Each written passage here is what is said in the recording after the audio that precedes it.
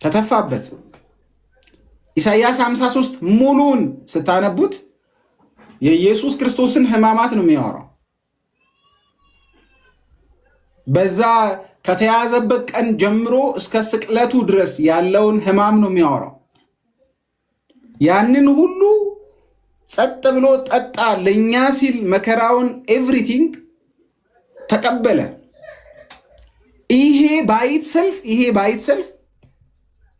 ይሄ ባይት ሰልፍ ለመለኮት ውርደት ነው። ይሄ ባይት ሰልፍ ለመለኮት ውርደት ነው።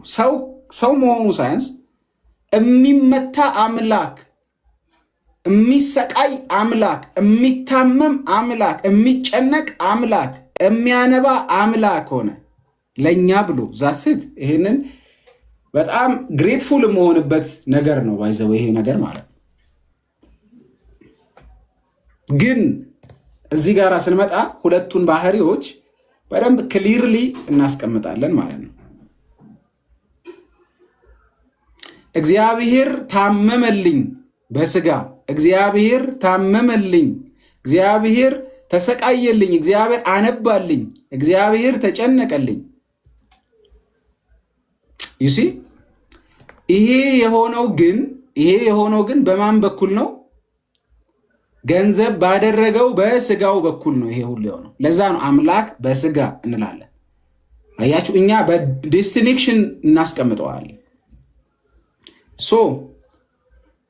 ቅድምም ስል ነበረ በሁለቱ ባህሪያቶች መካከል ደግሞ መገነዛዘብም አለ ብለን እናምናለን። ኮሚኒካቶ ኢዲዮማተም የምንለው እሱን ነው።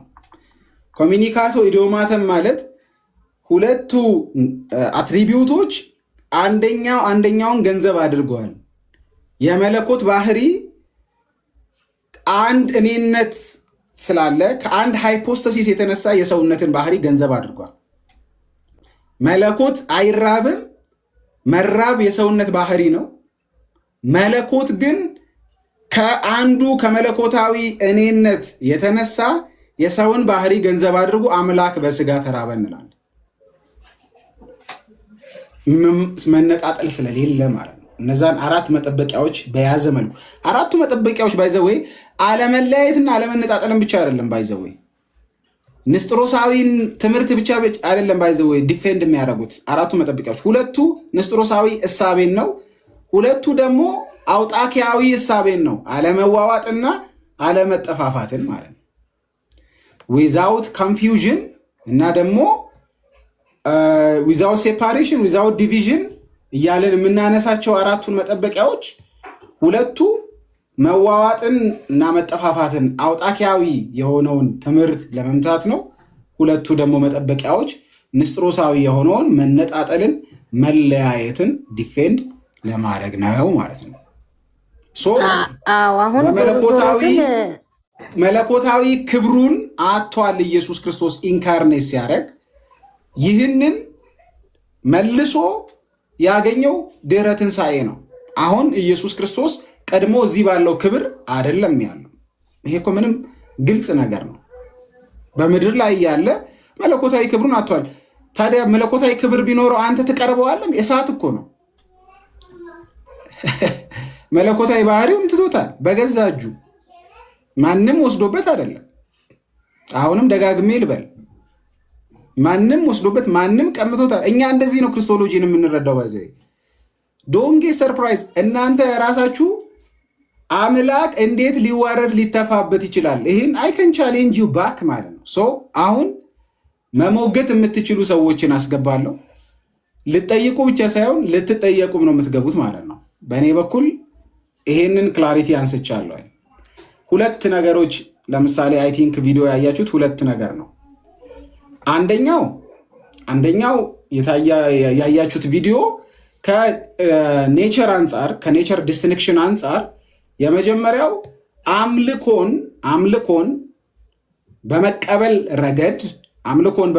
ረገድ ለአንዱ ለስግው ቃል አምልኮ ቀርቧል።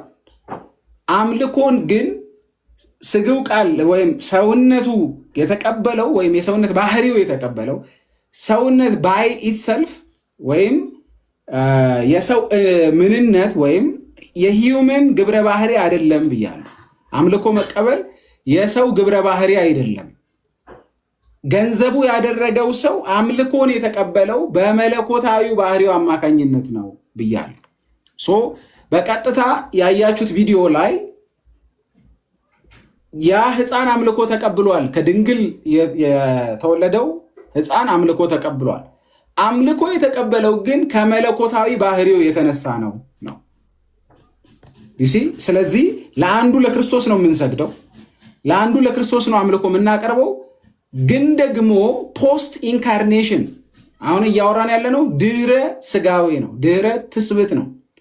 ድህረ ትስብእት ግን ሌላ የተጨመረ ባህሪ ስላለ ጌታችን መድኃኒታችን ኢየሱስ ክርስቶስ ሌላ ገንዘብ ያደረገው ባህሪ ስላለ ከዛ ባህሪ የተነሳ ግን ሁለተኛውን ባህሪ ስናወራ ለምሳሌ ድህረ ስጋዌ ወይም ድህረ ትስብእት ጌታችን መድኃኒታችን ኢየሱስ ክርስቶስ ቅድመ ትስብእት አንድ ኔቸር ነው ያለው ልክ እንደ አብና እንደ መንፈስ ቅዱስ። ስለዚህ መለኮታዊ ባህሪ ብቻ ነው ያለው። በአካል እኔ የሚል የተለየ አካል ያለው ነው እንጂ በምንነት ግን አንድ ዲቫይን ኔቸር ነው ያለው፣ አንድ ኤሰንስ ነው ያለው። ከዚህ ኤሰንስ ተነስተን አስዩም ያደረገው የድንግል ማርያምን ከድንግል ማርያም አስዩም ያደረገው ሰውነት ግን ወይም የነሳው ስጋ ግን አምልኮን የሚቀበል ሆኗል። አምልኮን የሚቀበል የሆነው ግን ከመለኮታዊ ባህሪው የተነሳ እንጂ ለሰው አምልኮ አናቀርብም። በቃ ይሄ እኮ ግልጽ ነው። ኢየሱስ ክርስቶስ ሲወለድ ለዛ ብላቴናም አምልኮ ቀርበዋል ነው የሚለው። ባይዘወይ አልተቀበለም አይልም ቪዲዮ ማለት ነው። አሁን ላሰማችሁ እችላለሁ ከፈለጋችሁ። አልተቀበለም አይልም። ነገር ግን ከመለኮታዊ ባህሪው የተነሳ ነው ዛት ሴት ለመለኮትነቱ የቀረበ የሚለው ሰውነቱ አልተቀበለም የሚል አይደለም። ነገር ግን ከመለኮታዊ ባህሪው የተነሳ ለአንዱ ለስግው ቃል አምልኮ እናቀርባለን። ለምን? አምልኮ የሚቀርበው ለመለኮት ስለሆነ፣ አምልኮ ለሰው ስለማይቀርብ። ዛት ሴት አንደኛው ይሄን ይመስላል። ሁለተኛው ደግሞ የተነሳው ሐሳብ ላይ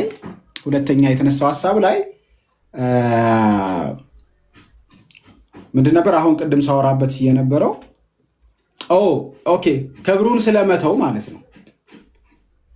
ትቶታል ወይም አቷል ስል የነበረው በመነጠቅ አይደለም። አሁንም በደንብ ስሙ። ማንም ወስዶበት አይደለም። ነገር ግን ሰው በመሆን በገዛ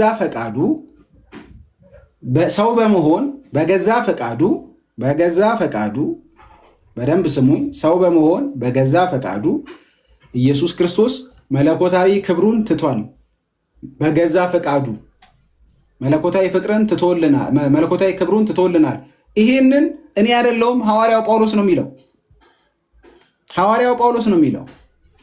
መተካከልን ትቶ ሲል ኤሰንሻሊ አይደለም፣ ግን ደግሞ የሚዋረድ ሆኗል፣ የሚተፋበት ሆኗል። መተፋት ውስጥ ክብር ካለ እናንተ ትነግሩኛላችሁ።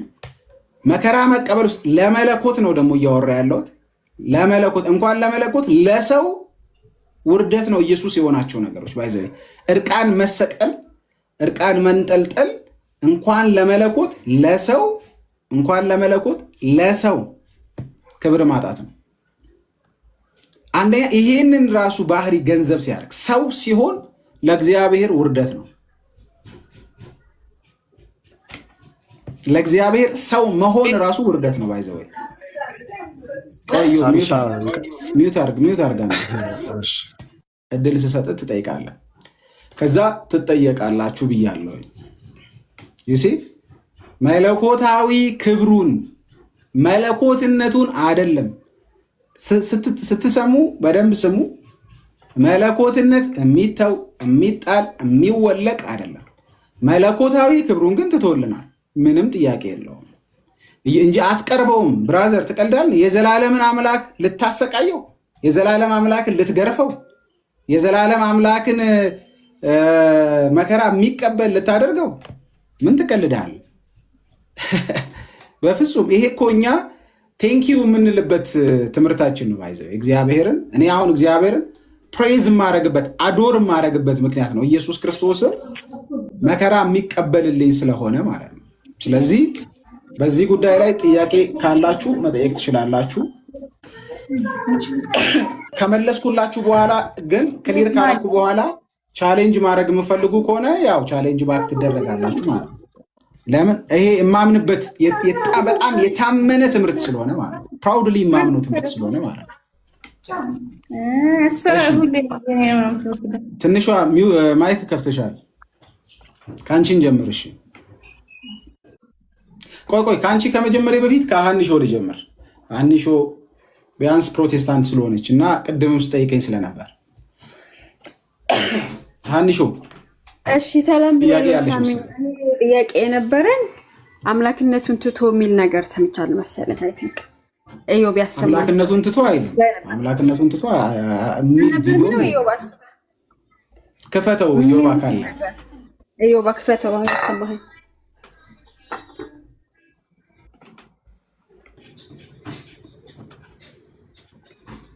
እሺ እንትን ኦኬ። ሲኛው ላይ ለማፈን አሁን በደንብ ስሙ። እሺ የተቆረጠ በደንብ ስሙ። አሁን በደንብ ነው ያልኩት ማቀው ኢዮብ ከፍተው ምናልሽ እና መልስ ላይ ልጅ ተጠየቀ በኋላ ሳሚ የሚመልሰው ቅድም ያሰማህን ማለት ነው። እንትና ለቆታል እኮ አንተሽ ለቆታል ኢዮባ። አይ እዛኛው ላይ እኔማ ከዩቲዩብ ላይ ቀጥታ ለማሰማት ነበር። እሱ እዚህኛው ላይ ያድርገውና አይ ቆርጦ ለቆታል መሰለኝ። እሱንም ትችላለህ፣ የሚቀልህን ማድረግ ትችላለህ። እሺ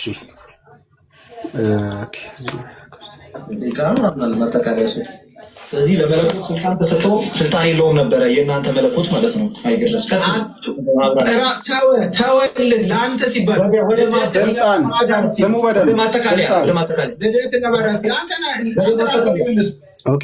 ይሄኛውን ነው እንድታብራራ የፈለኩት። ምንድን ነው ለመለኮት ስልጣን ተሰጠው የሚለው? መለኮታዊ ስልጣን የዚህኛው መለኮታዊ ባህሪ ነው የሚለው። ለመለኮቱ ስልጣን ተሰጠው ነው የሚለው። እንስማው ከአንዴ እኮ ትቷል ስለመጣ እኮ ነው። ስልጣን በሰማይና በምድር ተሰጠኝ ነው ለመለኮቱ ነው ወይስ ለዲቫይን? አንድ ሳብሻ ከዚህኛው ጀምሮ ትቶታል የሚለውም እዚሁ ላይ ነው ያለው። ሁለቱም ለመለኮቱ ተሰጠው የሚለው ትቶታልም የሚለው እዚህኛው ላይ ነው። እሺ 47 ሰከንድ ነች። እንስማ። እሺ አላልሽም። ስልጣን በሰማይና በምድር ተሰጠኝ ነው ለመለኮቱ ነው ወይስ ለዲቫይን ኔቸር? ለሂውማን ኔቸር ለመለኮቱ ነው አልኩ እኮ ለመለኮቱ ነው። ስልጣን በሰማይና በምድር ለመለኮቱ ነው። አዎ። ስለዚህ መለኮት ከዚህ ስልጣን አልነበረውም ማለት ነው። ስልጣን አይደለም ትቶ የመጣው ስለዚህ መለኮት ሎጎስ ቃል በምድር ላይ ሲያደርግ የኔ ሰዓት ነው። የኔ ሰዓት ነው። ይሄ ነው ስልጣን የተሰጠው ለመለኮት ነው የሚለው ነው። ሁለተኛ ደግሞ መለኮታዊ አሁን እዚህ ውስጥ መለኮትነት አቷል ይላል እንዴ? መለኮታዊ ስልጣንና መለኮትነትን አንድ አድርጋችሁ ነው የምትረዱት? አንዴ የሚለውን ነገር አይ እኮ ስልጣን መለኮታዊ ስልጣን ነው ታዲያ ትቶ መጣ የሚለው አይደል እንዴ? ቪዲዮ እንደዛ ነው የሚለው። መጀመሪያ ቪዲዮ ላይ እንስማማ። መለኮትነት ትቶ ይላል።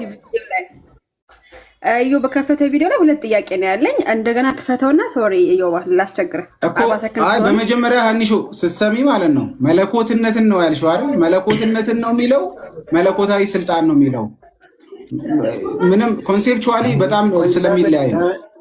ሳቢሻ ከመጀመሪያው ጀምረን የእሷን ጥያቄ እየተመለሰ ይመጣል ብዬ አስባለሁ። የክፍሉ ቆይ አይደለም ኢዮቤ አንተ ቪዲዮ ብቻ ነው የምትከፍተው። አንዴ ከአና ጋር ነው እያወራን ያለ ነው። አንተ ቪዲዮ መክፈት ብቻ ነው የምትችለው። በራስህ ተራ ደግሞ ታወራለህ። አሁን ከሀኒሾ ጋር ሀኒሾ አሁን የሰማሽው ቪዲዮ ላይ መጀመሪያ በጠየቅሽው አይነት ጥያቄ መሰረት መለኮትነትን ነው የሚለው ወይስ የመለኮት ስልጣን ነው የሚለው?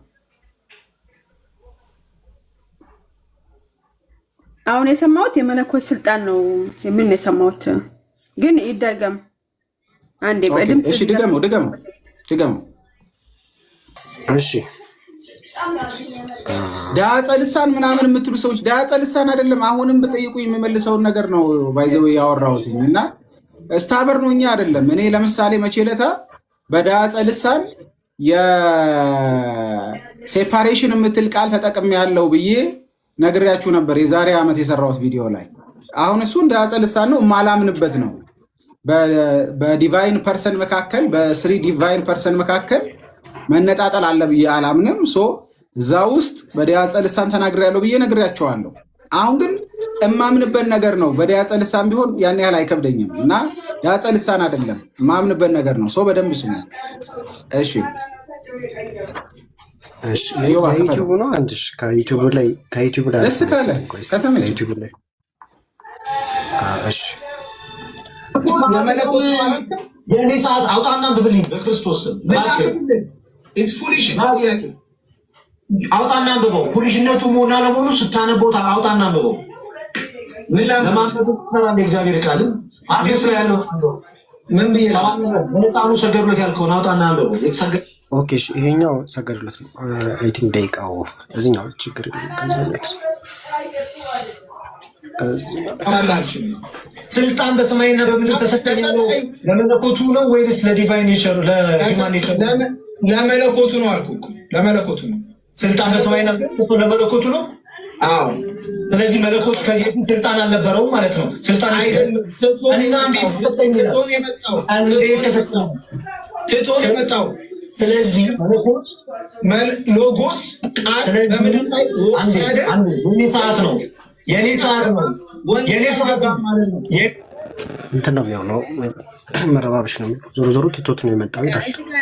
ትቶ ነው የመጣው የሚል መለኮትነት የሚተው ነው ወይ ነው? ሳሚ ጥያቄ ብቻ ናት። መለኮትነትን ትቶ አይልም ስልጣን ነው የሚለው። ወገኖች አይሰማችሁም እንዴ? ስልጣን የመለኮትነት ስልጣን አይደል እያለ ያለው መለኮት ነው እያለ የነበረው ግን እኔ የሰማሁት መለኮት ነው። ተሳስቻለሁ። ኮመንት ለጻፉልኝ ሳሚ ስልጣን ነው እያለ ያለው ስለ ስልጣን ነው የሚያወራው። ይሄው እኔ ልክፈትላችሁ። ኦኬ ይሄው እንትን አዩባ ለቆታል እኮ መለኮትነትማ እንዴት ይተዋል? መለኮትነት ይተዋል ብዬ አላምንም እኔ በፍጹም። እና ደግሞ እዚህም ቪዲዮ ላይ እንደዛ አይደለም ማለት ነው የሚለው ባይዘው መለኮታዊ ስልጣንን አንሾ ስሰሚ ለእንትን አትስሚ፣ በደንብ ክሊርሊ ስሚ።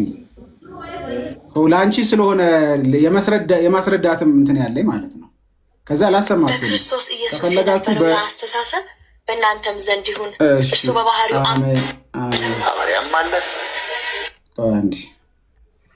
እኔም ልክፈትላችሁ። አንትሽ ላይ እኮ የተቆረጠው አለልህ ዮባ። አሁን ያሰማሁት እሱን ነው። ኦኬ እኔ ለከፍቼ ላሰማችሁ።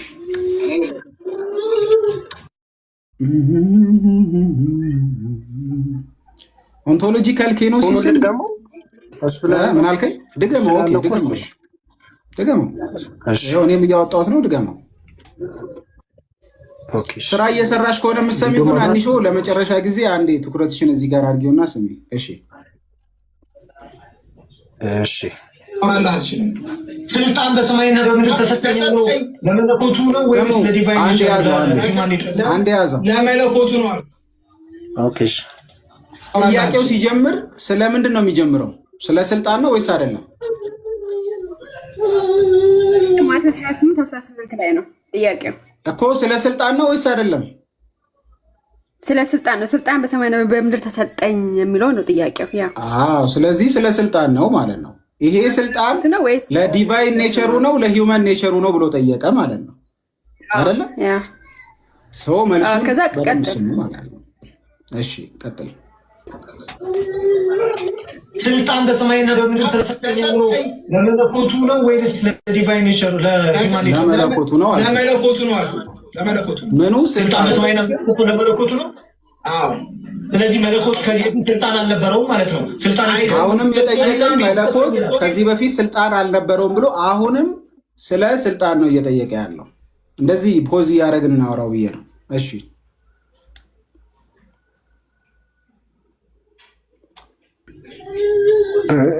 አለቀ በቃ። ማለት ትቶት ነው የመጣው ይላል እኮ ምኑን ነው ትቶት መጣ የሚለው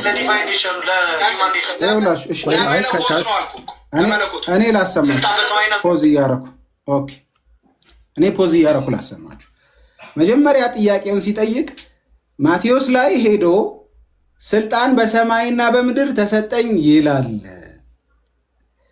ስለ ስልጣን እንጂ ስለ አትሪቢዩት አይደለም እዚህ ጋር እንግዲህ ስልጣንንና አትሪቢዩትን አንድ ላይ አሚን ኤሰንስን ሶሪ አትሪቢዩት አልኩኝ ስልጣን አትሪቢዩት ነው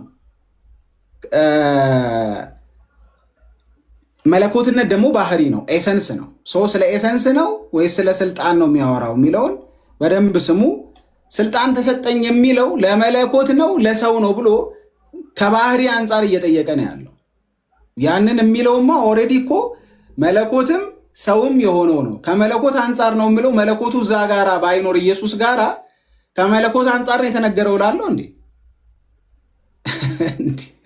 ስለዚህ በደንብ ስሙ ከስልጣን አንፃር ነው እና በደንብ ስሙ ለመለኮቱ ነው አዎ ስለዚህ መለኮት ቆይ አንዴ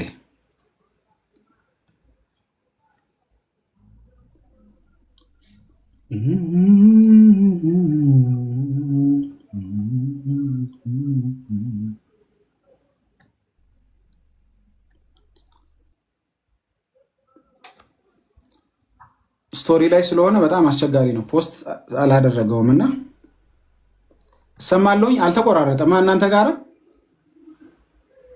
ማለት ሰማለሽ እሺ ከመጣ ቆይ ስሙኝ አንዴ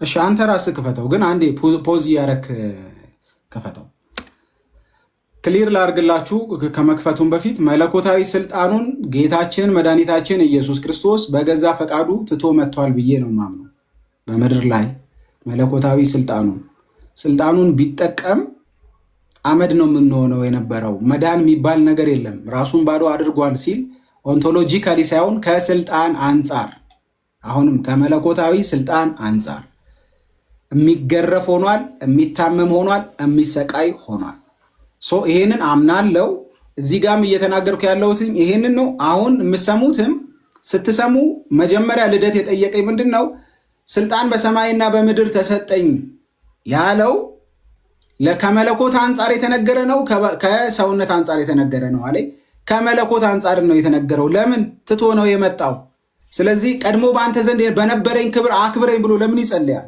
ምን ነበረ ቀድሞ በአብ ዘንድ የነበረው ክብር ምን ነበር በአብ ዘንድ ቀድሞ የነበረው ክብር ይህንን የማታምኑ ከሆነ የእናንተ ክርስትና ክሊር ያልሆነ ክርስትና ነው ማለት ነው ማናችሁም ብትሆኑ ማለት ነው ስለዚህ ስልጣኑን ትቶ መጥቷል ብዬ አምናለሁ መለኮትነትን አይደለም መለኮታዊ ስልጣን ወይም በሌላ ቋንቋ ክብር ብለን መጠቀም እንችላለን መለኮትነትን ግን ተወ የሚል የለም ትቶ መጥቷል ስል ስልጣኑን የጠየቀው መለኮት ነው የጠየቀው ነው እያልኩ ያለሁት ዘ ዲቫይን ፐርሰን ስለሆነ ጌታችን መድኃኒታችን ኢየሱስ ክርስቶስ በመለኮትነቱ ሊያገኝ የሚገባውን ክብር ትቶ ነው የመጣው ስለዚህ መልሰህ አክብረኝ ሲል መልሰህ የምትለዋ ራሱ ቀድሞ በአንተ ዘንድ የምትለዋ ራሱ ኢየሱስ ክርስቶስ ትቶ የመጣው ነገር እንዳለ ማሳያ ነው ስለዚህ ያንን ነው እያወራ ያለው ግብረ ባህሪውን ማለት ነው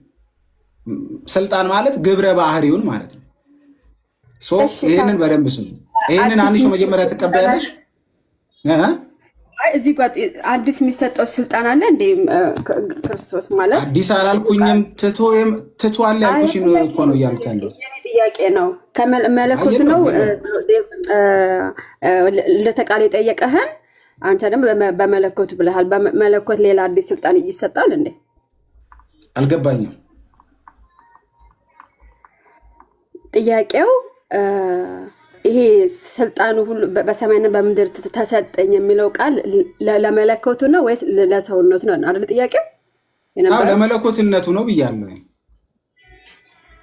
መለኮት ሌላ አዲስ ስልጣን ይሰጣል ወይ የሚል ጥያቄ ነው አዲስ ስልጣን እኮ አይደለም አዲስ ስልጣን አይደለም። ቀድሞ በአንተ ዘንድ በነበረኝ ክብር ብሎ ጌታችን ጸልዮል አልጸለየም? አይ ጸልዮል። ጥያቄ እኮ ማቴዎስ 28:18 ነው።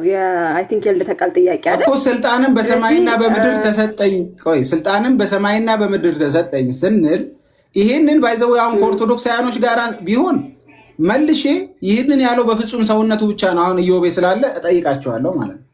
በፍጹም ሰውነቱ ብቻ ነው ካሉ መነጣጠል የሚባል ነገር እነሱ ጋር አለ እንላለን። እኔ ደግሞ በኢየሱስ ክርስቶስ ስልጣን በሰማይና በምድር ተሰጠኝ ሲል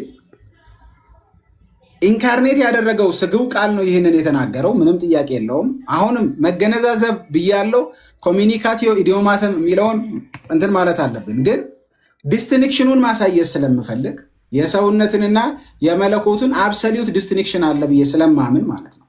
ኦኬ ትቶ መጥቶ የሚለው እንትን ካላችሁ አልተጠቀመም ብላችሁ መውሰድ ትችላላችሁ። ምናልባት የሳሚ ከታች እያነሳ ስለሆነ ዓላማው ግን ኢየሱስ ክርስቶስ መለኮታዊ ኦቶሪቲውን በምድር ላይ ኤክሰርሳይዝ አላደረገም ነው ዛሴት እንጂ አሁን ትቶ መጣ እንትን አለ ምናምን አይደለም። ግን በምድር ላይ ያለ ኢየሱስ ክርስቶስ መለኮታዊ ኦቶሪቲውን ኤክሰርሳይዝ አላደረገም። ስልጣን በሰማይና በምድር ተሰጠኝ ሲል እኔ እየተናገርኩኝ ያለሁትኝ ቀድሞ የለመነው ልመና አለ። በአንተ ዘንድ በነበረኝ ክብር አክብረኝ ብሎ ጌታችን ራሱ የዮሐንስ ወንጌል ምዕራፍ 17 ላይ ተማጽኖ አቅርቧል። አንቺን ነው መልሼ የምጠይቀው። አሁን አንሺ ይሄኛውን ሐሳብ አንቺ ማታምኝበት ከሆነ ኢየሱስ ክርስቶስ ቀድሞ የነበረው ክብር በአባቱ ዘንድ ምንድን ነው? አባቱ ጋር እኩል ነው። ካብ የሚነጠል አለ። ቀድሞ የነበረው ክብር ምንድን ነው ነው ያልኩት። ቀድሞ የነበረው ክብር መለኮት ነው፣ እግዚአብሔር ነው የቀድሞ ክብር። ታዲያ አቶት ነበር እንዴ እኮ? የኔም ጥያቄ እኮ ነው። አላጣውም እኮ የኔም ጥያቄ መለኮትነቱን። ኦኬ ኢየሱስ ታዲያ እዚህ ጋር ቀድሞ የነበረኝ ክብር ሲል አሁን የለም ማለት ነው አይደል? ቃል ስጋ ሲሆን ስጋን ገንዘብ አደረገ እንጂ ምንም የተለወጠ የተቀየረ ነገር የለም ነው ቃል። ያው አይደለም አንቺ ሆይ ጥያቄ እንዴት መሰለሽ?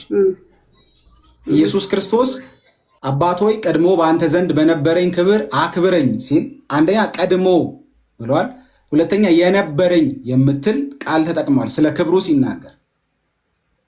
ስለዚህ ቀድሞ የነበረ አሁን የሌለ ነገር ነው እያወራ ያለው ማለት ነው አይደል? እየጠየቀ ያለው ማለት ነው ጌታችን። ስግው ቃል ስለሆነ እኮ ነው ሰውነትን ገንዘብ ስላደረገ አይደል እኮ። ሰውነትን ገንዘብ በማድረጉ ምክንያት ምንድን ነው ያጣው? ቀድሞ የነበረው እኔ ምንም አጣ ብዬ አላምንም። ሳሚ ምንም አላጣም። ታዲያ ቀድሞ የነበረኝን ክብር ቆይ አንሹ ቀድሞ የነበረኝ ብሎ አሁን አክብረኝ ሲል ምን እያለ ነው ያለው ጌታችን? ቀድሞ በነበረኝ ክብር ቀድሞ የነበረው ክብር አውቄዋለሁ። የዮሐንስ ወንጌል አይደለም? ዮሐንስ ወንጌል ምዕራፍ 17 ቀድሞ የነበረው ክብር አምላክ ብቻ ነበረ፣ ቃል ነበረ። አሁን ግን ቃል ስጋ ከሆነ በኋላ ሰውነትን የራሱ ገንዘብ አደረገ ማለት ነው። የባሪያን ልክ ፊልጵስዩስ 6 እኮ ለምን ይጠይቃል? ለምን ይለምናል? ይሄንን ጸሎት ለምን ያቀርባል? ወደ አባቱ የጸለየ ነው ሳሚ። ጸሎት ነው የጌታ ጸሎት። ጸሎቱ ምን ማለት ነው? ጸሎቱ ምን ማለት ነው? እሱን እኮ ነው እያወራሁሽ ያለሁት። ዋት ኢዝ ዘ ጸሎት? ምንድነው ጸሎቱ? ምን ማለት ነው? ይሄ ትርጓሜ ቃል ነው ሳሚ። ይሄ ትርጓሜ ሰው እንደሆነ ብቻ ነው እኔ የሚያሳየኝ። ሰው እንደሆነ ማለት ምን ማለት ነው? ዝም ብሎ ነው ኢየሱስ ክርስቶስ እያለ ያለው? እንደ ኦርቶዶክሳውያኖች እንደሚሉት ድራማ እየሰራ ነው? አይ ድራማ እየሰራ ነው ብዬ አላምንም እኔ። ግን ታዲያ ለምንድን ነው ይሄን ጸሎት የሚጸልየው? ቀድሞ የነበረኝ ሲል አሁን አለ እያለ ያለው ማን እንደሚሉት ነው ያልከው ሳሚ? አበውረዳ አንተ ደግሞ አንተ ኦርቶዶክሳውያን እንደምትል ነው ድራማ ሊሰራ ነው ትለለ እንዴ? ምንድን ነው በመሀል የምትገባው? ኧረ ሳቢ ኦኬ እሺ ቀጥሉ ከሱ ጋርና ከኔ ጋር ድራማ የሚለውን እመጣልሃለሁኝ። ለአቅርቦተ ሰይጣን ነው ያለው።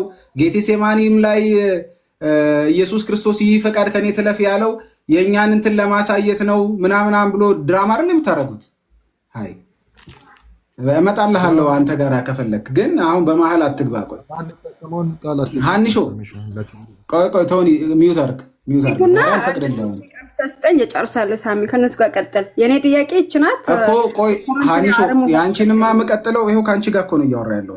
የአንቺንማ የምቀጥለው ጌታችን መድኃኒታችን ኢየሱስ ክርስቶስ ፍጹም ሰው ፍጹም አምላክ የሆነው ፍጹም ሰውነትን ገንዘብ ሲያደርግ የሚተፋበት የሚናቅ የሚሰቃይ የሚታመም ሆኗል ወይስ አልሆነም? የራሱ ባደረገው ገንዘቡ ባደረገው ሰውነት አማካኝነት ሆኗል። ኢሳያስ ላይ እኮ ይናገራል ሆኗል። ያ ኦኬ። ይሄ ለመለኮት ክብሩ ነው? አይ መለኮት አይታመምም። መለኮት እንትን አይልም። ለዛ ሳይሆን ግን ደግሞ መነጣጠል ይሆን እኮ ይሄ ለመለኮት ክብሩ ነው ወይ አንሾ? ይሄ ለመለኮት ክብር ነው አይደለም? መሰደብ፣ መናቅ፣ መተፋት፣ መታመም ያ አይ በስግው ቃል ነው እንደዚያ የሆነው። ስጋን ገንዘቡ ባደረገው ነው። በስግው ቃል ነው የሆነው። እኔ እየጠየኩሽ ያለሁት ግን ለመለኮት ኢየሱስ ክርስቶስ ፕሪ ኢንካርኔሽን እኮ ኤግዚስት ያደርግ ነበር አይደል እንዴ? ቅድመ ትስብእት ከማርያም ስጋን ከመንሳቱ በፊት እኮ ህልው ያደርግ ነበር አይደል? የነበረ። ስለዚህ እኔ በሚለው አካሉ በተለየ አካሉ ነው ከአብና ከመንፈስ ቅዱስ በተለየ አካሉ ሰው የሆነ አይደል? ያ ትክክል። ስለዚህ ሰው ከመሆኑ በፊት የሚሰቃይ አልነበረም፣ የሚታመም አልነበረም፣ መከራ የሚቀበል አልነበረም አይደል? ልክ ነው እኮ ምንም ጥያቄ። ይህንን ሁሉ የሆነው ሰው በመሆኑ ውስጥ ነው። የባሪያን መልክ ስለያዘ ነው ወይስ አይደለም? ፊልጵስዩስ ላይ እንደሚናገር የባሪያን መልክ ስለያዘ ነው። ኦኬ። ስለዚህ ይሄ ለውጥ ማለት ነው። ለምሳሌ ባለመለወጥ ውስጥ ያለ ለውጥ፣ ባለመለወጥ ውስጥ የምለው ለምንድን ነው? መለኮትነትን ጥሎ ስላልመጣ አለመለወጥ አለ። ዜር ኢዝ ቼንጀቢሊቲ ኢን ዘ ቢግ ፍሬምወርክ ኦፍ አንቼንጀቢሊቲ የምንለው ለዚህ ነው። ኢንካርኔሽን ላይ ዜር ኢዝ ቼንጀቢሊቲ፣ እግዚአብሔር አይለወጥም እንላለን አይደል? ባለመለወጥ ውስጥ ግን ተለውጧል። ለምሳሌ እግዚአብሔር ኦንቶሎጂካሊ በደንብ ስሙ የማይለወጥ ነው ብለን ከአትሪቢዩት አንጻር ከዲቫይን አትሪቢዩት አንጻር እናስረዳለን። ባለመለወጥ ውስጥ ግን ደግሞ ተለውጧል። ያልነበረውን ሰውነት ደግሞ ገንዘብ አድርጓል። የሱ ያልነበረውን ደግሞ ባህሪ ገንዘብ አድርጓል። በዚህ ለውጥ ውስጥ የማይሰደበው የማይታመመው የሚታመም ሆኗል። ስቁይ አልባው ኢመዋቲው መዋቲ ሆኗል። የሚሰቃይ ሆኗል። ፔይንን ፊል የሚያደርግ ሆኗል። ገንዘቡ ባደረገው ሰውነት ምክንያት ማለት ነው። ስለዚህ ይሄ ስግው ቃል የሆነው ጌታ ቀድሞ በአንተ ዘንድ በነበረኝ ክብር፣ ይህንን መቼም አማርኛ ነው፣ በጣም ሲምፕል አማርኛ ነው። ቀድሞ ይላል የነበረኝ ይላል። ስለዚህ ፓስት ቴንስ ነው ማለት ነው። ያለፈ አላፊ ነገር ነው እያነሳ ያለው ማለት ነው። ከአሁን በፊት የነበረው አሁን ግን በዛች ሙመንት ላይ የሌለውን ነገር እየጠየቀ ነው ያለው ማለት በጣም በአጭር ቋንቋ ማለት ነው። እሱም ደግሞ ምንም አይደለም መለኮታዊ ኦቶሪቲውን ወይም ስልጣኑን ነው እያልኩ ነው ያለሁት። ይሄንን በደንብ ነው ማምነው። በደንብ ኢየሱስ ክርስቶስ ኢንካርኔት ሲያደርግ ማብራራት ካለብኝ ማለት ነው። እሺ አንድ ላይ እንድትመልስልኝ ስላመሻ ጌታ ኢየሱስ መለኮቱን፣ ሁሉን ቻይነቱ፣ ገዥነቱን ሙሉ በሙሉ ምድር ላይ ያንኑ አልተወሰነም አይደለም። እንደገዛ ነው፣ ሁሉም ቻይ ነው በምድር ላይ ማለት ስግው ቃል ነበር። በቃ እሱን ነው እያልኩሽ ያለሁት። ለምሳሌ በአትሪቢዩት ደረጃ የምናነሳ ከሆነ ማንም አልወሰደበትም፣ ማንም አልነጠቀውም፣ ግን አልተጠቀመበትም። ለምን? ኢንካርኔሽን መተናነስ ስለሆነ። ኢየሱስ ክርስቶስ መለኮታዊ አትሪቢዩቱን ማንም አልነጠቀውም። በደንብ ስሙኝ። ማንም አልወሰደበትም፣ ማንም አልቀማውም። በገዛ ፈቃዱ ግን አልተጠቀመበትም። ለምን? ለምሳሌ ኢየሱስ ክርስቶስ አረገ የምትሏቸውን ነገሮች በሙሉ ይኸውላችሁ፣ አትሪቢዩትንና ኤሰንስን እንለይ። እሺ፣ አትሪቢዩትና ኤሰንስ እንለይ። መለኮት ነው፣ ግብረ መለኮታዊ ባህሪውን ግን አልተጠቀመም ነው። አሁንም በደንብ ስሙ። መለኮት ነው። በተለይ ፕሮቴስታንቶች ስሙ፣ በዋና ኮንሰርን ለእናንተ ክሊር ማድረግ ስለሆነ ማለት ነው። መለኮት ነው፣ በምድር ላይ ሲመላለስ ዲቫይን ነው፣ ጋድማን ነው፣ በስጋ የተገለጠ እግዚአብሔር ነው። ነገር ግን ደግሞ መለኮታዊ ባህሪውን ግን የመለኮታዊ ባህሪ ግብረ ባህሪውን ወይም አትሪቢዩቱን ግን አልተጠቀመበትም። የምታነሷቸውን ተጠቅመዋል ብላችሁ የምታነሷቸውን ነገሮች በሙሉ ቴክስቶቹን መወያየት እንችላለን። ያንን ነው እያልኩ ያለሁት ማለት ነው። በሌላ ቋንቋ ፉሊ ዲቪኒቲውን ኤክሰርሳይዝ አላደረገም። ልክ አብ ፉል ዲቪኒቲውን ኤክሰርሳይዝ እንደሚያደርገው መንፈስ ቅዱስ ፉል ዲቪኒቲውን ኤክሰርሳይዝ እንዳደረገው በምድር ላይ ጌታችን መድኃኒታችን ኢየሱስ ክርስቶስ ፉል ዲቪኒቲውን ኤክሰርሳይዝ አላደረገም። ያ ነው ባይዘዌ ነገረ ስጋዊ ማለት፣ ያ ነው ነገረ ትስብት ማለት ማለት ነው። ኢንካርኔሽን ማለት እሱ ነው። ኢንካርኔሽን ኢዝ ኦል አባውት ሊሚቴሽን፣ ሊሚት ነው ያደረገው ራሱ። ለዛ ነው የሚታመም የሆነው። በሙሉ መለኮታዊ አትሪቢዩቱ ኢየሱስ ክርስቶስ ራሱን ማኒፌስት ቢያደርግ ኖሮ ማንም ሰው ቀርቦ አይገርፈውም። ማንም ሰው ቀርቦ መከራ እንዲቀበል አያደርገውም። ዩሲ ስለዚህ ያንን እያልኩ ነው ያለሁት ማለት ነው። ስልጣን የሚለውን ያነሳሁት ለዛ ነው። ለመለኮት የተነገረ ነው ያልኩት ለዛ ነው። አሁን ግን ትንሽ ክሊር ሆኖልሻል ሀሳቤ? ታምኝበታለች ወይ ሳይሆን ሀሳቤን አግኝተሽዋል ወይ ማለት ነው? ግልጽ ነው። እኔ ቅድም የመሰለኝ መለኮትን ትቶ እንደዛ ብሎ የሚያስተምሩ ስላሉ እንደዛ አይነት ነገር ያልክ ስለመሰለኝ ነው። ግን ደግሞ በምድር ላይም ሆኖ ኢቭን እንኳን በድንግል ማህፀን ተጸንሶም እያለ ሰማይና ምድርን የሚገዛ የሚጠብቅ ነው አይደል? ክርስቶስ እንደዛ ነው እንዴ? እሱ የኤሰንስ ነዋ። እኔ አሁን እኮ አልገባችሁም። አምልኮ ተቀብሏል እኮ ጌታችን፣ አምልኮ ቀርቦለታል እኮ። እሱ ባህሪ ነው። ግብረ ባህሪና ባህሪ ይለያያል ያልኩት ለዚህ ነው። ለምሳሌ ግብረ ባህሪ ስንል ምን እያልን ያለ ነው? ግብረ ባህሪ ስንል ምን እያልን ያለ ነው? አሁን ቅድም ያልሻቸውን በሁሉ ቦታ መገኘት፣ ሁሉን ማወቅ፣ እንደገና ጥሩልኝ ኦምኒሸንሲ፣ ሁሉን መቻል፣ እነዚህ የምንላቸውን ነገሮች ማንም አልነጠቀውም። አሁንም በደንብ ስሙኝ። ቅድም ምናልባት ይሄ ትቶ መጣ ምናምን የሚለውን የሆነ ቦታ እንደማስቀመጥ ተደርጎ እንዳይወሰድ አልተጠቀመም የምትለዋን የተሻለች ቋንቋ ልጠቀም። አልተጠቀመበትም። በምድር ላይ ሲኖር ጌታችን መድኃኒታችን ኢየሱስ ክርስቶስ አልተጠቀመበትም። ለምን? ለመተናነስ ነው የመጣው ራሱ እኮ መከራ ሊቀበል ነው የመጣው እኮ ሊዋረድልን ነው የመጣው ሊሞትልን ነው። ለምን ብሎ ነው? መለኮታዊ ባህሪውን ከተጠቀመ ማን አጠገቡ ይቀርባል? ማን አጠገቡ ይቀርባል? ትቀልዳላችሁ እንዴ? መለኮታዊ ባህሪውን ኤክሰርሳይዝ አደረገ ማለት ወይም መለኮታዊ አትሪቢዩቱን ኤክሰርሳይዝ አደረገ ማለት ማንም ሰው ኢየሱስ ክርስቶስን መከራ የሚቀበል ሊያደርገው አይችልም። ኢንካርኔሽን ሊሚቴሽን ነው። ራሱን ገደበ፣ በገዛ ፈቃዱ ራሱን አዋረደ። ያንን ነው የሚለው ባይዘወይ ፊልጵስዩስ ምዕራፍ 2 ላይ እየተናገረ ያለው ያንን ነው። ፊልጵስዩስ ምዕራፍ 2 ላይ ቅድም ባነበብኩላችሁ መሰረት እንደዚህ ይላል። ከዓለም ሌላ ማቴዎስ ጋር ሄጃለሁ። ከእግዚአብሔር ጋር መተካከልን እንደሚገባ መቀማት እንደሚገባ ነገር አልቆጠረውም ብሎ የባሪያ መልክ ያዘ ይለዋል። ዘቱ ኤክስትሪም በፉል ዲቪኒቲ ኔቸር ውስጥና አትሪቢዩት ውስጥ የሚኖረው ራሱን ገደበ፣ አሳነሰ እያለ ያንን በትህትና እንዳደረገው እስከ መስቀል ሞት የታዘዘ ሆነ ነው የሚለው። እኔ የማምነው ይሄንን ነው ማለት ነው። በዚህ ቻሌንጅ ሊያደርግ የሚፈልግ ሰው ካለ ዩ ኦል አር ዌልካም። ግን መለኮትነትን አጣ አልክ ምናምን የምትሉኝ ከሆነ የኔ ሀሳብ አይደለም። ደግማችሁ ቪዲዮውን ሰምታችሁ ነው። መለኮትነትን አላጣም፣ መለኮታዊ ስልጣኑን ግን አልተጠቀመም። የተጠቀመው መቼ ነው? ከትንሣኤ በኋላ ራሱ ጌታችን መድኃኒታችን ኢየሱስ ክርስቶስ አሁን ባለበት ክብርና ግርማ አሁን ኢየሱስን ማንም ሰው ሊያሰቃየው አይችልም። ማንም ሰው ሊተፋበት አይችልም። ማንም ሰው መከራን ሊጨምርበት አይችልም። አሁን ያለው ኢየሱስ የሚታወክ አይደለም። አሁን ያለው ኢየሱስ ቤት የሌለው ኢየሱስ አይደለም።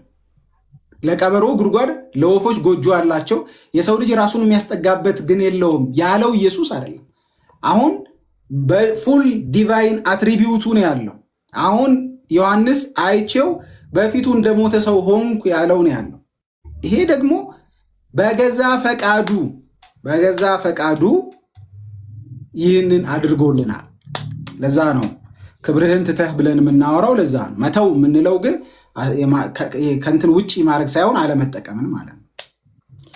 ይሄ ለእኔ የሆነ ለእኔ ለኃጢአተኛ የሆነ ትልቅ የመስቀል ምስጢር። አሁን ክርስቶስ ሰው ሲሆን መለኮትን በጭራሽ አላጣም። በቃ ይሄ ግልጽ እንድታረገው ነው ብለሃል እያልኩ ሳይሆን በቃ ሰው ሲሆን መለኮትነቱን አላጣም ብለህ እንድዘጋው ፈልጌ ነው። ምንም ጥያቄ የለውም። ምንም በፍጹም ኦንቶሎጂካል ኬኖሲስ። ይሄ ኦንቶሎጂካል ኬኖሲስ ማለት በቃ እስላም መሆን ማለት ነው። ዲቫይን አልነበረም ማለት ከድንግል የተወለደው ፍጹም ሰው ፍጹም አምላክ አይደለም ማለት ለእኔ መስለም ነው ብዬ ነው የምወስደው። መስለም ነው። ለምን ኦንቶሎጂ የሚቆራረጥ አይደለም። መለኮትነት ዲስኮንቲኒቲ የለውም። የሆነ ሰዓት የሚወለቅ ለ30 ዓመት ከምናምን ከዛ በኋላ ደግሞ መልሶ መለኮት የሚኮን ነገር የለውም። ለምሳሌ ደጋግም የማነሳው ነገር አለ። የኦርቶዶክሲያኖች አዶር ማረገው ቴዎሎጂ አፖፋቲክ ቴዎሎጂ ወይም ኔጋቲቭ ቴዎሎጂ የሚባለውን እግዚአብሔር ያልሆነውን ነገሮች የሚያጠና ስነ መለኮት ነው። የማይችላቸውን ነገሮች ቴዎሎጂካል ላንጉጅ ነው። የማይችላቸው ያልሆነው ስንል ከኢንኬፓቢሊቲ አንጻር ወይም ከኢምፖተንሲ አንጻር ሳይሆን ካለመቻል ከችሎታ ትንስ መተናነስ አንጻር ሳይሆን ነገር ግን ደግሞ ከምንነቱ ወይም ከባህሪው በመነጨ መልኩ ማለት ነው። ከባህሪው በመነጨ መልኩ በደንብ ስሙኝ። ከባህሪው በመነጨ መልኩ እግዚአብሔር ለምሳሌ ኃጢአት አያደርግም ስንል ወይም ኃጢአት ማድረግ አይችልም ስንል ጋድ ካኖት ሲን ስንል እግዚአብሔር ኃጢአት ማድረግ አይችልም ስንል ኢንካፓብል ኦፍ ሲን ነው እያልን ሳይሆን ፍሮም ሂዝ ኔቸር ከባህሪው የተነሳ ኃጢአት ማድረግ አይችልም። ልክ እንደዚሁ እግዚአብሔርነትን ሊያጣውም እግዚአብሔርነትን ሊያወልቀው አይችልም። ለምን? ባህሪው ስለሆነ እግዚአብሔርነት ማለት ነው።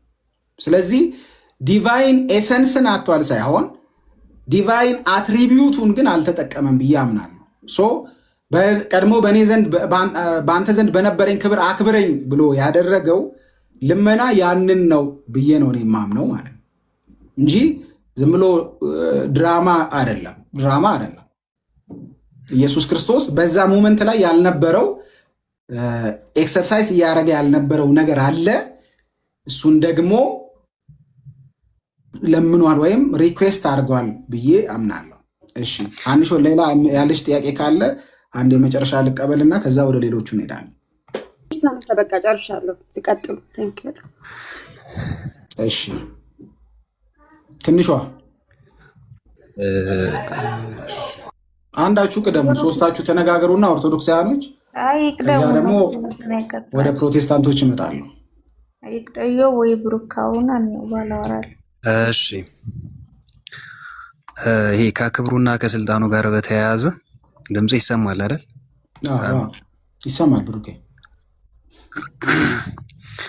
ክብሩን አልገለጠም ስትል ነበርና ያ ማለት ክብሩን ከአባቱ ዘንድ ትቶት መጥተዋል ማለት ነው እያልክ ስታብራራው ነበረ። ለምሳሌ የማቴዎስ ወንጌል ምዕራፍ 17 መተው ማለት የሆነ ቦታ ማስቀመጥ ምናምን አይደለም። እሺ አለመጠቀም የሚለውን የሆነ ቦታ ላይ ምናምን ያ ማለት አልገለጠውም ነው አይደል ክብሩ? እሺ ማቴዎስ ወንጌል ምዕራፍ 17 ላይ በደብረ ታቦር የተገለጠው የቀደመ ክብሩን ማለት በዛን የነበሩ ሐዋርያቱ ለሐዋርያቱ የገለጣቸው ክብር አለ አይደል? ልብሱም እንደ ብርሃን ነጭ ሆነ ይላል። አትሪቢዩት እኮ ነው እያወራን ያለ ነው። እሱማ ሙሴም በተራራ ላይ እኮ ቁርበቱ ተለውጧል። ሲና ተራራ ላይ መለወጥ ነው እንዴ? ደብረ ታቦር ላይ የተገለጠው መለወጥ ነው። ልብሱም ማለት አብረውት እኮ ከዛ በፊት እኮ አብረውት የነበሩ አብረውት ሲበሉ ሲጠጡ የነበሩ ሰዎች ናቸው ተራራ ላይ የወጡትና ከዛ ያንን ኢየሱስ እዛ ጋር ክብሩን አልገለጠም። ክብር ባይዘወይ ስለ አሁንም በደምብ ስማ። ከአትሪቢዩት አንጻር ነው። አትሪቢዩት አይደለም። መለኮትማ መለኮት እኮ ነው። እያወራሁ ያለሁትን ነገር አትሪቢዩቱን ገልጦታል እያልኩ ነው። ተገልጧል። የመለኮት ምን አይነት አትሪቢዩት ተገልጿል? እስኪ ንገረኝ። ምን አይነት አትሪቢዩት ነው እዛ ጋር የመለኮት ክብር ተገልጧል? ደብረ ታቦር ተራራ ላይ የተገለጠው ምን አይነት አትሪቢዩት ነው ማለት? ክብሩ መለኮታዊ ክብሩ ነው። መለኮታዊ ክብሩ እያልኩ ነው እኮ አንተ። መለኮታዊ ክብሩ አትሪቢዩት ነው የተገለጸው። ሂዝ ዲቫይን እኮ ፎርኤቨር ኤንድ አፍተር እኮ ሂዝ ዲቫይን። ሶ ዋት አልተገለጠ መለኮታዊ ክብሩ። ኦኬ በደንብ ስማኝ። አሁን ኢየሱስ ክርስቶስ ኢንካርኔት ሲያደርግ መለኮትነትን አልተወም። ስለዚህ መለኮትነትን ኤኒ ታይም ሊያዩት ይችላሉ። ሰግደውለታል። ሰባ ሰገል አምልኮ አቅርበውለታል። ይሄ ከኤሰንስ ጋር የሚገናኝ ነው። ግብረ መለኮት አትሪቢዩቱ ከኤሰንሱ ጋር ሊነጠል ይችላሉ። ገና ከጅምሩ አትሪቢዩቱ ሊገለጥ የሚችለው እኮ ከኤሰንሱ የተነሳ ነው አይደል? ሊነጠል ሳይሆን አትሪቢዩት ኢዝ የባህሪ መገለጫ ነው አይደል? ግብረ ባህሪ የምንለው እኮ የኤሰንስ መገለጫ ነው አይደል? ኢነርጂያ እያልን ያለን አይደል? አትሪቢዩት ስንል ኢነርጂያ እያልን ያለን አለ አይደል? አለ የሰማው ጨርስ። ስለዚህ እኔ እያወራው ያለሁት ስለ ኢነርጂያው እንጂ ስለ ኤሰንስ አይደለም ማለት ነው። እዛ ጋር የታየው ኤሰንስ ነው። ሂዝ ጋድ ማለት ኤሰንስ ይታያል። ምንድን ነው ይታያል ስትል አሁን ኤሰንስ ይታያል እንዴ ሲጀመር? ኦኬ ኤሰንስ ይታያል አይታይም ስትል አሁን ለምሳሌ ኤሰንስ ኢነርጂ ዲስቲንክሽንን ከሆነ የምትቀበለው ከዛ ደግሞ ወይ ዲቫይን ሲምፕሊሲቲን ከሆነ የምትቀበለው ራሱን የቻለ ውይይት ነው የሚሆነው። ኤኒዌይስ እዛ ጋር የተገለጠው ነገር ሲምፕሊ ኢየሱስ ክርስቶስ አይደለም ሲጀምር። አሁን እዛ ጋር ሲገልጥ የምትመለከተው አይደል? ሴናሪዮን ራሱ ዝም ብለን ብናየው ሙሴና ኤልያስ ተገለጡ አይደል? አይደለ ብሩኬ እንትን ኦፍኮርሳው ስለ ኢየሱስ ክርስቶስ መልኩ እንደተለወጠባቸው ልብሱም ደግሞ የመልክ መለወጥን ደግሞ እንደሆነ ይናገራል። የመልክ መለወጥን ካነሳህ ደግሞ ሙሴም እኮ ሲና ተራራ ላይ ተለውጧል። አንድ እኮ እዛ ጋ ይኸውልህ፣ እዛ ጋ ክርስቶስ ኢየሱስ ያ ነገር ሲፈጠር ክርስቶስ ኢየሱስ መለኮታዊ ክብሩን እየገለጠ አይደለም ወይ ነው? አያሳይም፣ በፍጹም አያሳይም። እሺ እንደዛ ከሆነ ዮሐንስ ወንጌል ላይ ለምሳሌ ዮሐንስ ወንጌል ምዕራፍ 1:14 ላይ እንደዚህ ይላል፣ አንተ አልገለጠም እያልክ ስለሆነ ቃልም ሥጋ ሆነ ጸጋና እውነትን ተሞልቶ በእኛ አደረ፣ አንድ ልጅም ከአባቱ ዘንድ እንዳለ ክብር የሆነ ክብሩን አየን ይላል። ክርስቶስ መለኮታዊ ክብሩን ከተወና ካልገለጠ ከየት ነው ይሄ ክብር ያዩት? እሺ አሁንም የመለኮትነት ክብር ከመለኮትነት ጋር የተያዘ ነው። እኔ አሁን እያልኩ ያለሁት በሌላ ላንጉጅ እንዴት እንደማስረዳህ አላውቅም። አትሪቢዩቱንና ክብርን እንዴት እንዳገናኘው አላውቅም። ባይዘው መለኮታዊ ክብር እኮ ለምንድን ነው ማላገናኘው? መለኮታዊ ክብር ስላለው ሰግደውለታል። ብሩኬ መለኮታዊ ክብር ስላለው መተው ሰባ ሰገል በእቅፍ ውስጥ ሳለ በግርግም ሳለ ሰግደውለታል፣ አምልኮ አቅርበዋል። ሌላ ከዚህ የተሻለ ኢነርጂያውን መጠቀሙን ልታሳይ የምትፈልግበት አይነት እንትን ካለ መሄድ ትችላለህ፣ ማምጣት ትችላለህ። ላሳይ። እሺ ድምጽ ይሰማል? እየዘገየው ከሆነ እኔ ማለት ትንሽ አለው፣ ዲላያንስ አለው ትንሽ። ኦኬ አሁን ኢሰንሱና አትሪቢዩቱ ገና ከጅምሩ ሊነጣጠሉ የሚችሉ ነገሮች አይደለም። አትሪቢዩት ብለን ስንናገር ግብረ ባህሪ የሚገልጠው እኮ ነጠጠልከው እያልኩ ሳይሆን ግብረ ባህሪውን ወይም መለኮታዊ ክብሩን አልገለጠም አልክ። ግብረ ባህሪ ብለህ ስትናገር እሱን ኢየሱስ ክርስቶስ እዚህ ጋር መለኮታዊ አትሪቢዩት ወይም ኢነርጂያ እያልን ያለ ነው። አሁንም ክብር የምትለውን ቋንቋ አትሪቢዩት በሚለው ውሰደው። ክብር የሚለውን ይሄ ዳይሬክትሊ ዲቪኒቲ ጋራ የተያያዘ ከኤሰንስ ጋራ የተያያዘ ሳይሆን እያወራ ያለሁት ኢነርጂያ ነው እያወራ ያለሁት። በሱ አይነት ኮንሴፕት እንውሰደው። እሺ ቀጥል። ኢትስ ኦኬ ያ በዛ ሴንስ እንውሰደውና ሐዋርያቱ የክርስቶስን ክብር ሊያውቁትና ሊረዱት ወይም ሊያዩት የሚችሉት ክርስቶስ ራሱ ያንን አትሪቢዩቱ ሲገልጠው ነው አይደለ? ምን ማለት ነው? የክርስቶስ አትሪቢዩት ካልተገለጠ ሊታወቅ ይችላል። ካልገለጠ ሐዋርያቱ ክርስቶስ በአትሪቢዩቱን አይተነዋል ብለው ሊናገሩ ይችላሉ? ናት ነሰሰርሊ ይሄንን አሁን ማየት አለብህ የሚለው ናት ነሰሰርሊ። ለምን ማየት አለብህ? ኢኒሴንስ ክርስቶስ ኢየሱስ ገልጦታል ነው። ምኑን ገልጦታል? አትሪቢዩቱ እኮ በምን መልክ ተገለጠ? እሱ እኮ ነው እኮ እያነሳ እሱን እናያለን እኮ። ግን ሐዋርያቱ ይህንን ነገር ሊናገሩ የሚችሉት ስፔሲፊክ አድርገው ሊናገር የሚችሉት ክርስቶስ ኢየሱስ ያንን ነገር ስለገለጠ ነው ወይ አይደለም ወይ እኮ። በምን ተገለጠ? እኔዋ በምን ተገለጠ? ለምሳሌ ደብረ ታቦርን አሳየው። በተጨማሪም ደግሞ ደብረ ታቦር ላይ በምን ተገለጠ? ክብሩንማ ራሱን በመለወጥና የለበሰውን ልብስ ራሱ ወደ ነጭ ሲሆን እናያለን። ያ ነገር መለኮታዊ ክብሩን ኢየሱስ ክርስቶስ ልብስ ነጭ በማድረግ ከሆነ የምታወራው ሲና ተራራ ላይ ሙሴም ከእግዚአብሔር ጋር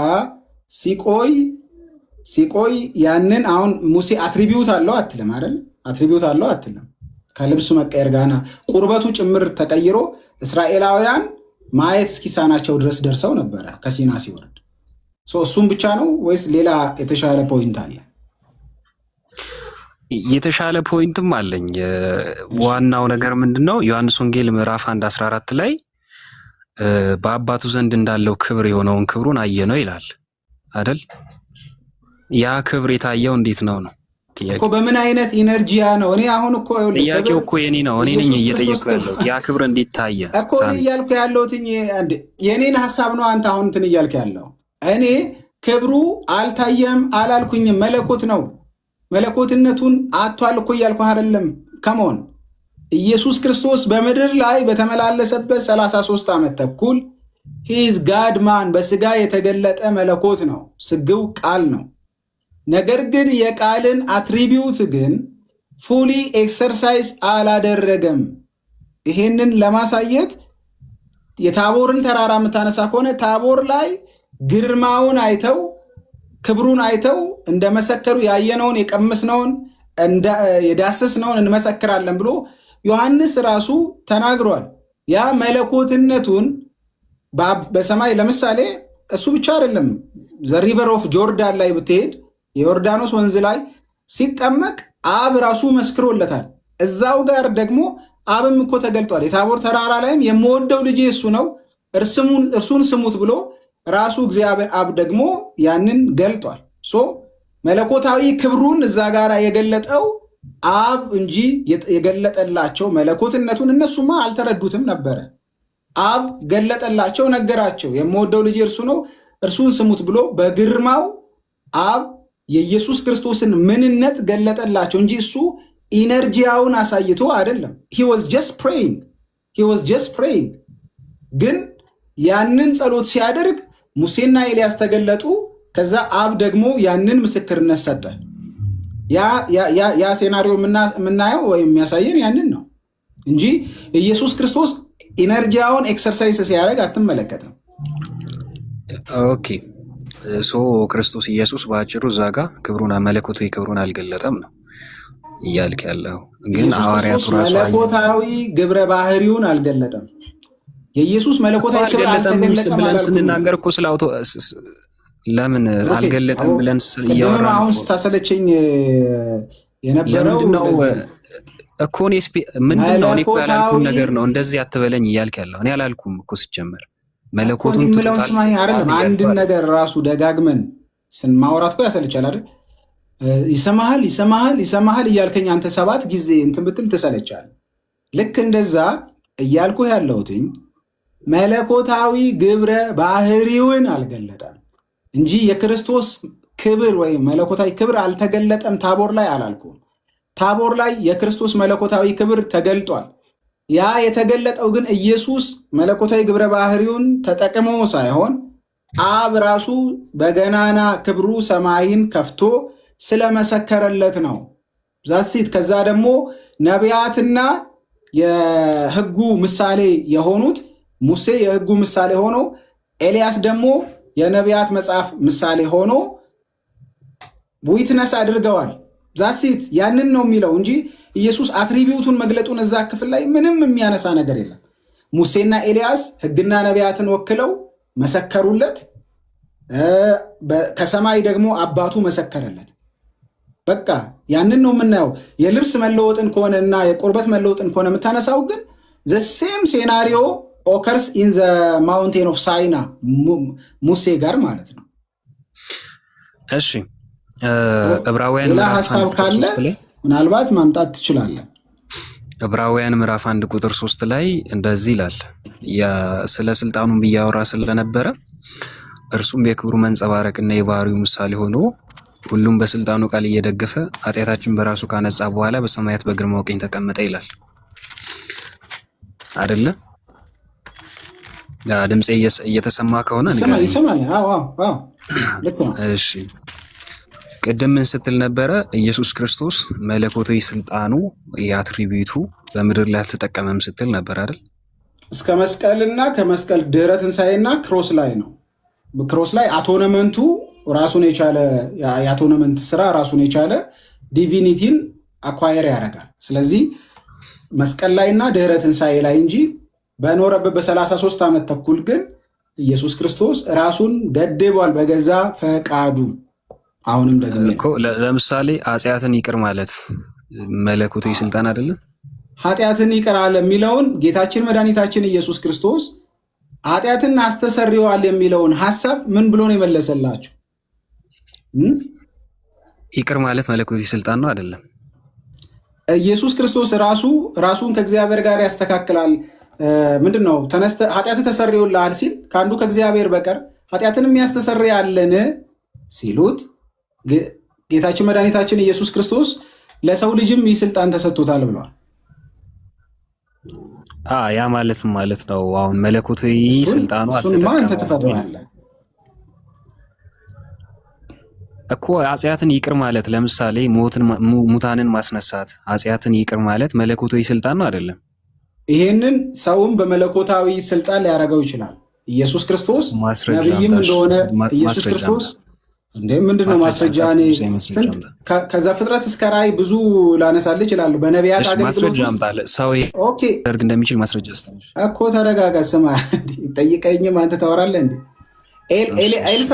ኤልሳ እንኳን በሬሳው ተነስቷል የሞተ እሱ ብቻ አይደለም።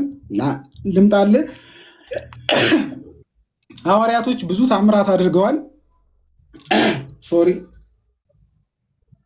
አንዴ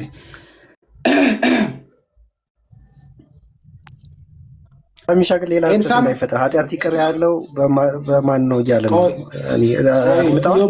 ክፍተት እንዳይፈጠር ከብሩክ ጋር እያወራን ከሆነ ከብሩክ ጋር እናውራ ሀሳብ። አንተ ደግሞ ችግር የለም እኔ በግድል እሺ